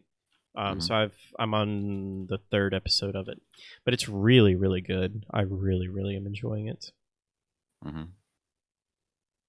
My dad's been watching it too, and I think he's liking it. I haven't talked to him. I've only talked to him about the first 2 episodes. He very much wants me to watch it, even though I don't have any prior knowledge pretty much of what's happening. And I don't particularly want to have to watch the older stuff because I'm not the biggest fan of older stuff. But he said even just jumping straight into Picard, he could probably catch me up on what I need to know in like 10 minutes maybe, and then I'd be fine with Picard. But watching the older stuff would definitely help give me that kind of appreciation for Picard that a lot of people are feeling for it. Yeah, it's tough because I think you could like go into this just with like a short recap, but you're just not going to have the same feeling like I have or like your dad has, because I literally watched like every single episode of The Next Generation. I really do think you should watch the movies. At least watch Star Trek First Contact. Yeah. And if you like that one, then there's 2 other Star Trek Next Generation movies. And the second one I don't think is very good. You could honestly skip that one. But I do think you should watch Nemesis. I think Nemesis is really good. So First Contact and Nemesis. If you watch those, I think you would have a much better appreciation for Star Trek Picard when you watch it. Okay. But I mean, no pressure. If you go in and just want to watch Picard, then I mean, I don't know. That may like make you want to go back and watch the movies too. Yeah, that's true. I've been kind of short on stuff to watch lately. Well, I say short on stuff. I haven't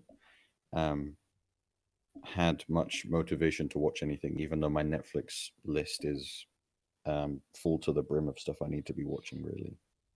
But Picard is up there in terms of stuff I'm interested in. No pressure. No pressure. Yeah, none at all. But you should watch Star Trek First Contact. I'll bear that in mind. So let's see. What have you been watching? You watched 1917, right? I did watch 1917. I went and saw that. When was it? Like the 1st of February. It's like a couple of weeks ago. Yeah, a couple of weeks ago. And I thoroughly, I don't know whether enjoyed it is the word, but I really, really liked it. So I saw this movie too. Yeah. And I feel like I hyped myself up a little bit too much for it. Like the cinematography is unbelievable. Yeah, for sure. This movie is made to look like it's shot in one take. And I think they do a really good job with that. But to me, the story was just not really that interesting. Like, it was a pretty simple story, and then the ending is like very anticlimactic. I mean, the ending. I won't lie. I've kind of forgotten what happens at the end, which I guess doesn't say many good things about the ending. But yeah. It was a fun. I mean, I don't know why I keep going to the word fun, because it was a pretty depressing movie to watch at times. Yeah. It was just kind of I think I'm in the same boat as you in that I hyped myself up quite a lot for it. I think it paid off better for me than it did you, because I enjoyed the cinematography a lot. I thought it was pretty gripping at times, even if it was a bit slow at times as well. I felt like it had a decent enough balance, though, between the two. And I thought there was definitely one point in the story where I was caught off guard. Like, I didn't expect that to happen. Didn't expect that to happen that kind of early on, and for it to just continue on like nothing really. Are you talking about like a third of the way through? Yeah, like the barn where the plane crashes. Yeah. Yeah, that was good. They did a good job at not spoiling that in the in the spoilers. In the trailers. That really caught me off guard. But then towards the end, it kind of paid off in a sense because of what happened at the end, the interaction, and then it's a kind of mixed movie. Like, it does so many things really well, but if you think about it too hard, like, you can kind of think about the flaws that it has too. There were a couple of things that I didn't really like very much. For being such a gritty, realistic World War I movie, I can't remember the main character's name, but he should have been shot about 25 times going through that town, where there were guys like 10 feet away from him that were missing him. I feel like that was a little unrealistic, and they could have done that a little bit better. Yeah, definitely some plot armor. Yeah, and then just in some ways, I like the ending that. Like, I don't know, this is a spoiler if I say the ending, but I won't say it. But the story is that there's a huge battalion of soldiers that gets the Germans on the run, and they think that they have them on the run, and they're about to attack, and it turns out that the Germans have set up an ambush. And so a general sends 2 soldiers to go and send a message to this battalion not to attack. And the ending is just very anticlimactic. I mean, I kind of assumed that like this was going to happen, but just the way it kind of ends abruptly is just, I don't know. It just wasn't really. I feel like it could have been done better, and it's hard to kind of talk about this without saying anything. Yeah, without spoiling it. Yeah. Yeah, I know what you mean, though. But I think I agree for the most part. The visuals and the cinematography was just unbelievably good. Mm-hmm.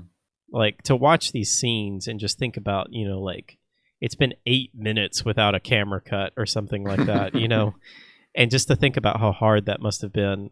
There's some really cool kind of making of mini documentaries on YouTube that you should check out if you haven't watched them. I don't think I've seen any of them, but I know that they only filmed like 8 scenes in total for this film. Yeah. And then pieced them all together really well through kind of like transitions, whether it's just panning up from a pile of something or going through like a forest scene. There's some obvious moments where you were like, okay, yeah, that was a cut there. Like where they go into a bunker and it gets like really, really dark for, half a second. You're like, okay, they could obviously do a cut there. Or like when the camera is like following them and like the camera goes in between, or the camera goes on the outside of like a wall and the people are on the other side of the wall. And you're like, okay, that could be a cut. But there's actually quite a few more cuts than I think you realize. I think it seems like there's only about 8, but I think there was like 27 cuts or something like that. Yeah, it's pretty impressive. But there's some pretty well. Yeah, there's some neat things that they do, or just some interesting things that they talked about where they always had to film in shade, so they were always waiting for cloud cover. Yeah. So obviously, as you can imagine, that was very difficult because a lot of times they would just have a sunny day and they couldn't do anything. But they rehearsed that whole thing like over and over again. They had to measure out the exact distance, like before they even started filming, of the distance that the characters were going to be traveling, because that would, since you're basically doing it in real time, that would show or determine how long the movie was going to be. Yeah, it's just really cool to see like how they would have the camera. They built like a camera rig that they would put on, the back of a truck that would then like go and then they would offload it to somebody who would hold the camera, and then they would put it on like a stabilizer rig, and then they would like walk with it, and then they would put it on like a wire, and it's really, really cool to see that stuff.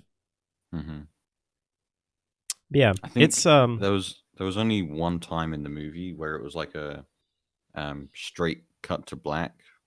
It was like maybe halfway through, I want to say. Yeah, I know what you're talking about. Yeah, and but that's time passes then too.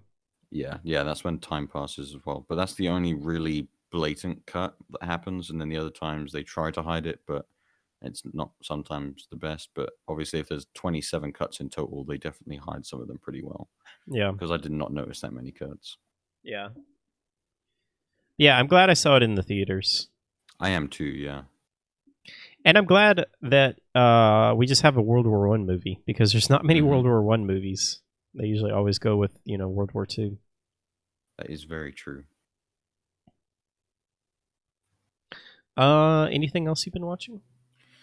I finished up season 2 of Titans. I'd been kind of watching it on and off for a little while, and then I sat down and finished the last 2 or 3 episodes, and I thoroughly enjoyed it, I'd say. Definitely a lot better than season 1, I think. It followed Deathstroke as the main villain, and kind of the Titans are basically a mini Justice League. So there's Robin and then a bunch of other heroes you've probably never heard of. And I just found it's more gritty and dark than your average kind of superhero show, which I also enjoyed because I'm more into that than other stuff typically.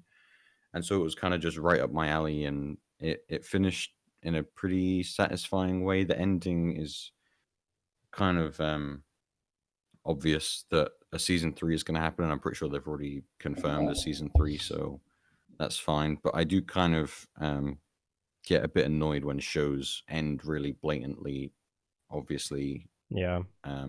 With the fact that a season 3 is going to be coming, or a new season, because it's just like you could have ended the season well, and then kind of put in a hidden, maybe rumored cliffhanger somewhere in there that people would have to think about, rather than just making it so blatantly obvious. But that's just how it goes. Have you seen the new screen test for Robert Pattinson's new Batman? Yes. What do you think? I really, really dig it. I know some people don't like it as much, but I like the kind of homemade feel and the very early stages kind of feel of the suit. Vermont is very much against this. I see that. What do you think, though?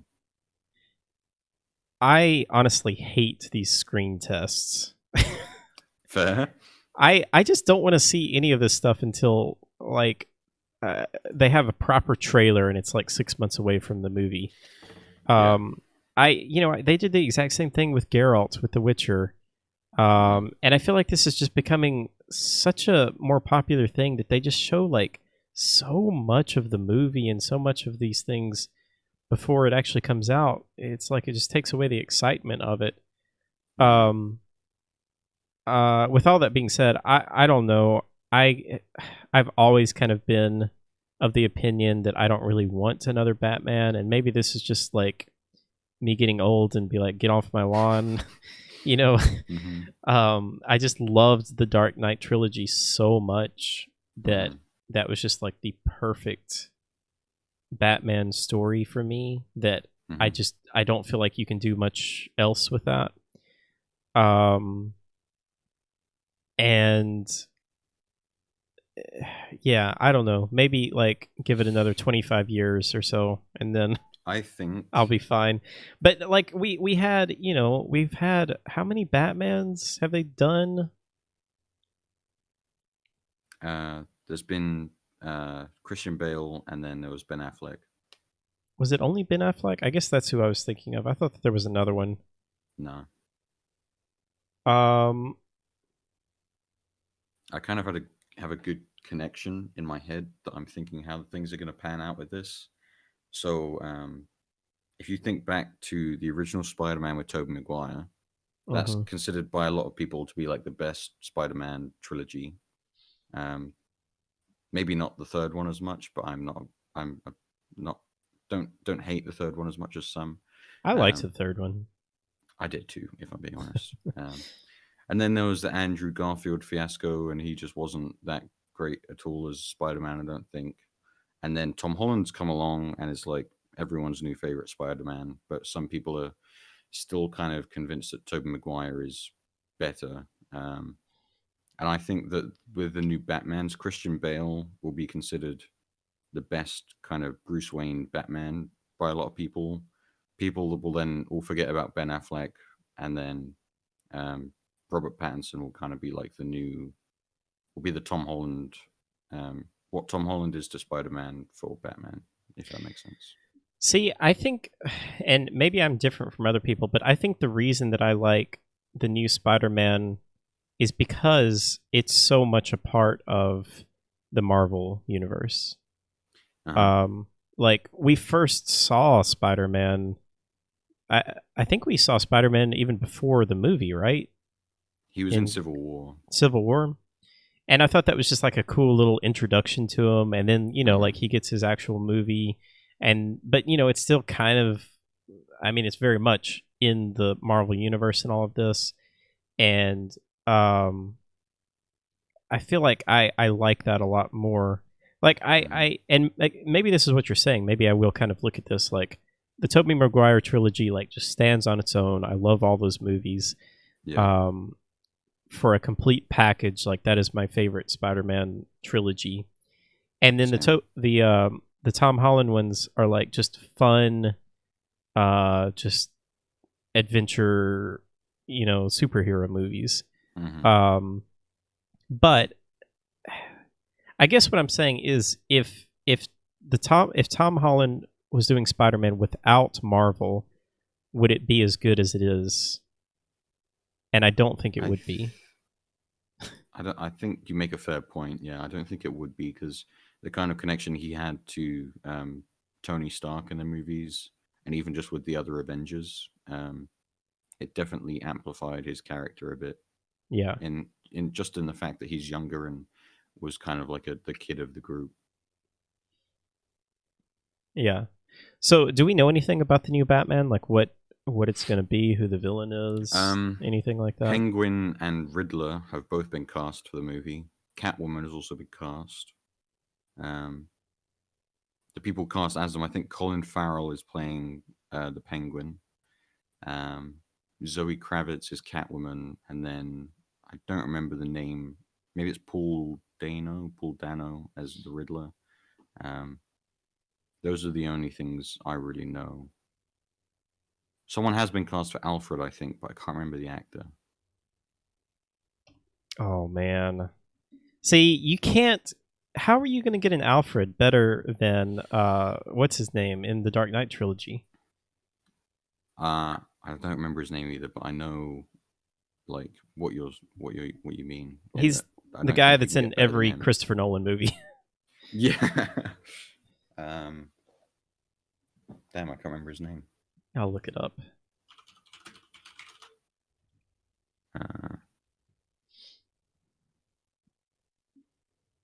Michael Caine. Michael Caine, yeah. Yeah. I don't think you can get better than Michael Caine. So it's going to be the Penguin and the Riddler? Yeah. I think so, yeah. Oh, yeah, Andy Serkis has been cast as Alfred. Andy Serkis? Mm-hmm. You know who Andy Serkis is, right? Yeah. I can't see him being Alfred, though. It'll be weird, I think. He seems too young. Too young? Yeah, I just imagine Alfred is like 80 years old. 80? Damn. Is that how old Michael Caine is? I don't know, probably. Let's see. Oh my god, he's 86. He's 86, yeah. Okay, there you go. Oh my god. Andy Serkis, I just always think of him in a mocap suit because he does all the mocap stuff. Mm-hmm. Maybe he'll mocap Alfred. Maybe. Oh, Stephen Fry? I think he would make a good Alfred. Yeah, maybe. He's a bit like tall and big to be Alfred, though, I think, if you know what I mean. Yeah. I actually liked Jim Carrey as the Riddler. I haven't seen that movie. You haven't ever seen those movies? They were so cheesy, but I don't know. I kind of like them. Arnold Schwarzenegger as Mr. Freeze. Yeah, that's iconic. Yeah. Jack Nicholson as the Joker. Yeah, I mean, that's definitely iconic. Mm-hmm. Well, when is that movie coming out? 2021? Yeah. So next year. Still a ways off. Yeah. I feel like I'll be more interested once I see like an actual trailer. I think so too, yeah. Who's directing it? Matt Reeves. I'm not what sure else what has else he he's done. War for the Planet of the Apes. Oh. And Dawn of the Planet of the Apes, and also Cloverfield. He did 28 Weeks Later as well. Well, have you seen the Planet of the Apes movies, the new ones? I have. That is one of the best trilogies, I think, in like a long time of any movie. Like, the end of that movie, the end of War for the Planet of the Apes was the third one, I think, right? Yeah, came out in 2017. Yeah, that was a set of trilogies that, like, the first one was really good, the second one was really good, and then the third one was like really, really, really good. And I mean, it ended perfectly. That actually makes me quite a bit more excited. Also, I understand why Andy Serkis is going to be Alfred now, because he played Caesar. Yeah. Mm-hmm. I think you after seeing Tenet when that comes out, Yeah. you might be a bit more interested in Robert Pattinson as Batman. I feel pretty confident in that. Yeah. I mean, I honestly don't have anything wrong with Pattinson. I haven't really seen him in anything else though, other than Twilight. But I've heard that he has done. He's a really good actor. Yeah, he Good Time was the latest film I've watched with him in it. I also really want to watch The Lighthouse, which has Robert Pattinson and what's his name? The guy who played the Green Goblin in Spider-Man. Green Goblin and Spider-Man. Willem Dafoe. Oh yeah. Yeah. Yeah. So The Lighthouse has Willem Dafoe and Robert Pattinson, and I want to see that. And then, as Vermont says, he's also in Harry Potter. I know. I forgot Cedric. That. Yep. Yeah. He is. Oh, poor Cedric.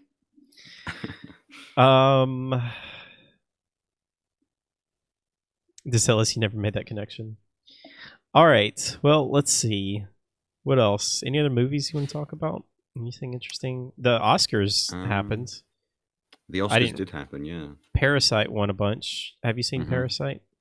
I haven't. I'm interested in it, but has anyone seen Parasite here? Reality saw it. He said it was really good. I don't really know what it's about, to be honest. I don't either. I know it's a Korean movie. It's not English dubbed, so it's subtitles. But I mean, it won so many awards. It won like 4 awards, including Best Picture, Best Director. I'm glad Joker won some awards. What did it win? Won Best Actor. Yeah, I mean, it won Best Actor, but it won something else, like Best Sound Design or something. Maybe, yeah. I can't remember now. My mind's blanking. I mean, I feel like Hollywood would have rioted if Joaquin Phoenix didn't win Best Actor. Yeah. Who were movie. I know Brad Pitt was one for Once Upon a Time in Hollywood. Best Supporting Actor, yeah. Yeah, he did in the end. Did you see his speech? Mm-hmm. It was actually like pretty. I've not seen Brad Pitt like that before. Wait, it was political, wasn't it? He said like, I have longer. Yeah, he mentioned something political, but like he also got relatively emotional because it's the first Oscar he's ever won, which was surprising to me because he's a pretty damn good actor. He's a really good actor. I've always said that he could have taken like really easy roles and just had been the pretty boy in a lot of movies. But he has really taken some good roles, and I think he's a really, really good actor. Yeah. There is one movie in particular that I want to watch on Netflix, which is Uncut Gems. I've heard. Right, Celis was talking really about good things about that. Yeah. Yeah, especially after hearing him talk about it in Discord, I'm very much interested in it now. Yeah, I'm kind of interested in checking that out too.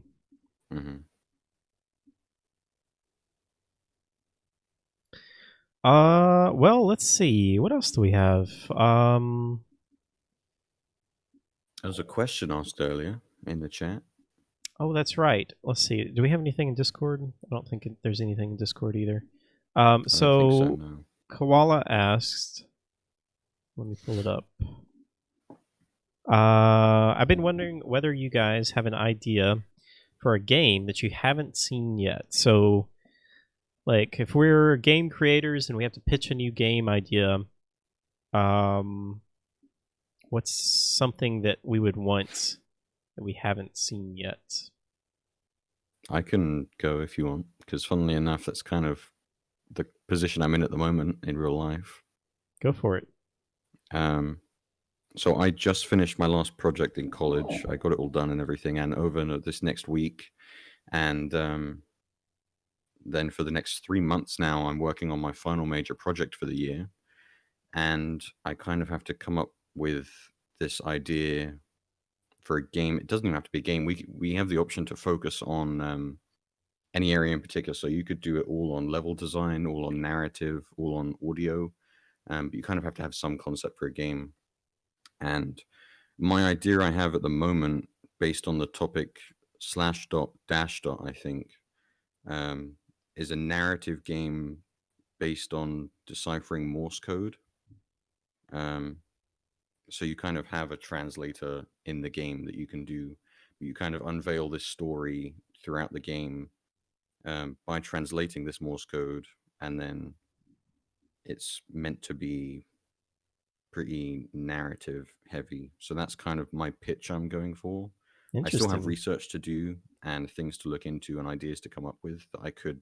So my mind could change completely, but I don't think I've seen a game like that before. You're using actual Morse code? That will be the plan, yeah. That's really cool. Vermalt and I have some really good experience with Morse code, and Keep Talking and Nobody Explodes. Oh, I was not good at figuring it out. So how do you run this through to me again, because I was messing with some audio settings. So what is there a narrative to this? Yeah. So I mean, it's still very early days. We literally got pitched these ideas for Final Major projects earlier today. So my mind's still pretty fresh on the whole thing, and I have no idea when it could be set. But the idea is that some kind of story is told through Morse code between two people, or even kind of one person somehow communicating to themselves, but not. I don't know. My mind is very in a lot of different places in terms of how it could go. But yeah, it's going to be very narrative based, but also kind of gamey in the fact that you have to uncover the story using some kind of thought process. Would it be like a like the first thing that came to my mind, and maybe this is totally not what you're thinking of, but would it be something like one of these like Telling Lies, or some of these games where you have like a set of information and somebody is looking through the information and like piecing the stuff together? I mean, that could be how it works. My mind kind of goes more to like, there's just a blank screen. Well, not blank screen. There'd be like the Morse code on it, and then animations play and the Morse code gets deciphered and you learn more about the story. But obviously that's not going to be the most enticing looking thing for people to just walk up to and play, because it'd be more of a game you have to sit down, play for like an hour or two, and it'd be more of like a narrative experience more than anything. I don't know, but Telling Lies and games like that would be something I'd probably take some sort of inspiration from or research into, because they're all very narrative driven games and very much kind of experience type games. Very interesting. Yeah. Man, I don't know. For me, time travel is something that I feel like has not really ever been done in a video game. Mm-hmm. I mean, there's been some things, like there was a game called Singularity that kind of dealt with some time travel. I remember that. I know Chrono Trigger. I've never played Chrono Trigger. I know everybody talks about Chrono Trigger. I don't know. I kind of want to go back and play it. But it's like a really, really old like NES game. Mm-hmm. But I know that involves some weird time travel stuff. Mm-hmm. Majora's Mask, Prince of Persia. See, those are kind of like time loops, though. I mean, Prince of Persia, kind of, you do like rewinds time. I don't know. I want like I don't know, like Looper or like 12 Monkeys or something like that. Something where you would have the ability to like travel back and forth through time. I don't know. I really haven't thought much about this. But integrating time travel into a story, I think, could be really, really interesting. There's a game called Steins Gate. Have you ever heard of that? I have heard of that, yeah. I don't know much about it though. I think it's an anime, and so it's more like a visual novel. Mm-hmm. But I have heard that's pretty good, and that involves time travel. Mm-hmm. Well, let's see what else. I feel like everything I'm gonna say is gonna be like a genre of game that we already have, and I just kind of like want more of that. Vermalt, you want a graphic design simulator? There probably is something like that. There is a game. What is it called? It's on my wish list. It's very much kind of like you can just go into it and make graphic like pixel art and animate the pixel art too. It's called Asprite or Asprite. It's pretty cool, but it's basically a graphic design simulator, I think. It's all pixel art though.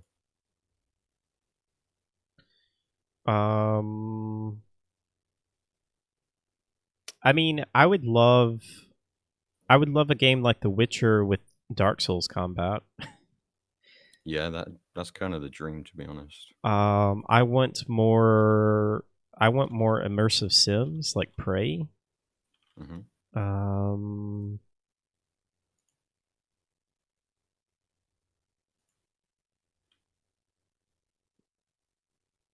Yeah, I feel like time travel would be my most original idea, I guess, for a game that hasn't really been done much.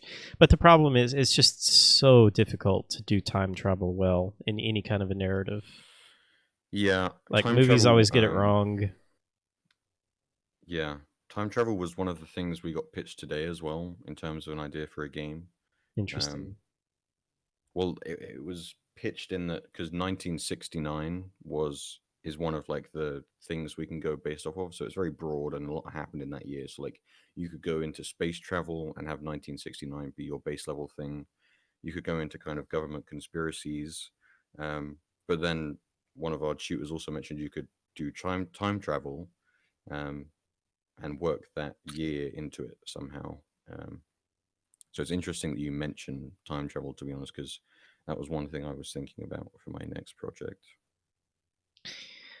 I guess I would want something kind of like Interstellar, the video game. Yeah, because to me, Interstellar is the only movie that has done time travel correctly. Because I mean, as cool as it would be to like go back in time, like that's just not possible. But going forward in time is very much possible, and so to create like a narrative around that, I think would be very interesting. I mean, Outer Wilds, from what I've seen, does a pretty good job of kind of being a bit like Interstellar, the game, in some ways. Not without the time travel, but kind of the physics and like the realistic physics and that kind of stuff. Yeah.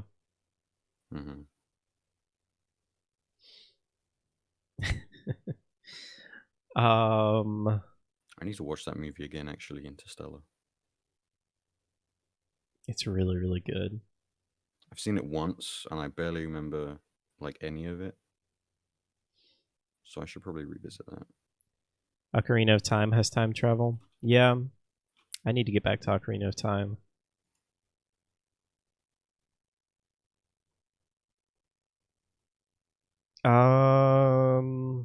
That's all I can think of. I can't really. It's hard because like everything. There's a lot of video games. Everything has kind of been done.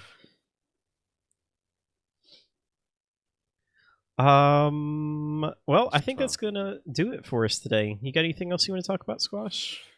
I don't think so. From what was mentioning about talking about my college work more extensively at some point and potentially showing it off, and while I'm not terribly confident in it, there's certainly some images of kind of the art I've done for some of my stuff that I'd be willing to show if people are interested in that. I would love to see it. I'll post it in the Discord maybe then. No pressure. We'll see. I probably will. Yeah, this was a fun podcast though. I really like when, I mean, we have like all kinds of news we could talk about, but there's not really anything super interesting, I don't think. Half-Life Alyx got a release date, March 23rd. I think it's interesting that it's the 23rd to 3. It's like in between 2 and 3. Except it's not really. This game is not between 2 and 3. It's between 1 and 2. Well, never mind. Yeah. They should have released it on March 12th. Maybe you're just making that connection because you want Half-Life 3. Maybe so. They should have released it on March 12th. Then it could have been between 1 and 2. That would have been better.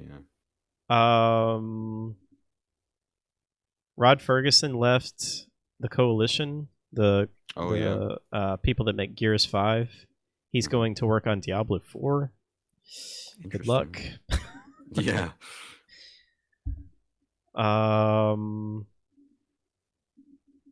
Let's see. Let me just run through this really quick, see if there's anything else. Dan Houser left or is leaving Rockstar. Yeah, I talked a little bit about that last week. That is interesting. Scary.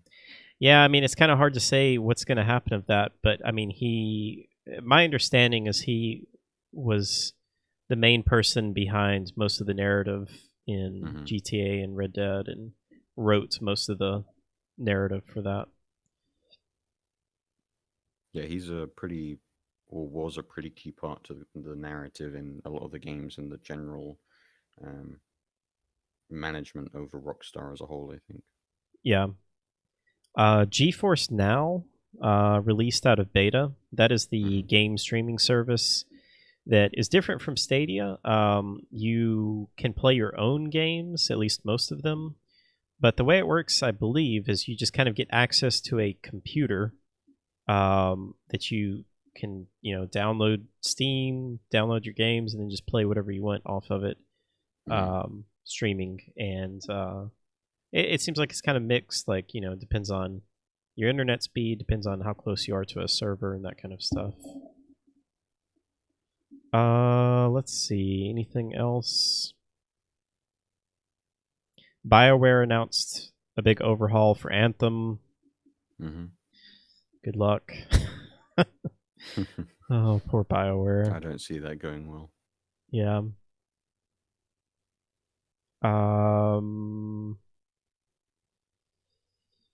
System Shock 3. It sounds like there may be some issues with that. It seems like there's been issues with that for a long time. They're remaking System Shock 1, and it seems like that's just kind of going back and forth. That was a Kickstarter that has been just all over the place. I think it's still currently being worked on, but I wouldn't expect any of these games as much as I would like them. Jeff Keighley said he's skipping E3. Yeah, that was pretty weird. I feel like E3 is just dead. It's dying for sure, yeah. It's really sad. To sell its Dragon Age 4, I think it was teased at the Game Awards. It wasn't E3, was it? Yeah, it was the 2018 Game Awards. Yeah. Or so was it the 2019 one? No, it was 2018. No, it was 2018.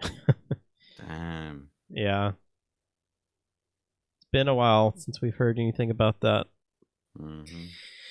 I wouldn't get my hopes up for Dragon Age 4 because BioWare is just not what they used to be. I mean, like, nobody is still there that worked on the original Dragon Age games, so yeah.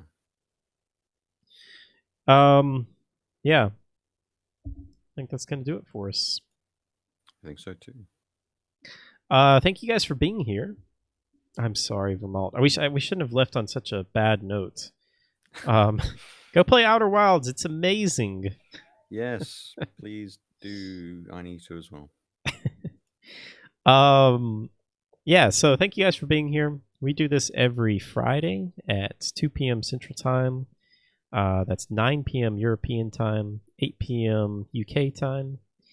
And we'll be back next time with some more game talk.